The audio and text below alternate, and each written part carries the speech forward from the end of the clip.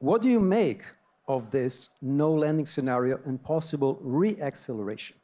On the acceleration, I think that's a little bit of taking 2 data points and extrapolating all trend line as opposed to where is the overall trend. I would pick up a point that Peter made in terms of there's a lot of differentiation. It's important to acknowledge that. In simple terms, on a global scale, there's the US and there's everyone else, and the US is doing well. The rest of the world is not doing as well. A week ago, the Economist had on a whole section, talking about the envy of the world is the US economy. Even within the US economy, there's clearly kind of like a K-shaped kind of bifurcation. There's people who've done very well over the last 4 years and other people who've clearly struggled. When you look at the overall aggregate statistics, at least for the consumer, and this is critical when you think about the economy because it's 70%, households in aggregate are in really good shape in the US. You'll get a lot of statistics like credit card default rates picking up, but the majority of debt that households has is mortgages.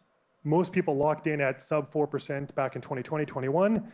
So mortgage rates going higher has not impacted them. It's not a joke, but this is reality.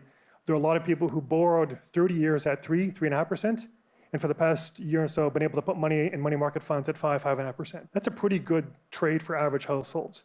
So when I look at households, whether it's total wealth, debt servicing costs as a percentage of income, it's the lowest it's been roughly in 40 years. Real incomes are now rising. I've seen charts where people look at the price index, the CPI index up 23, 24% in the past 4 years. Median household income is up 24%. And it's actually now rising faster than inflation. All this to me suggests that in aggregate, the US consumer is in good shape. If they're in good shape, it's really hard to have much of a slowdown.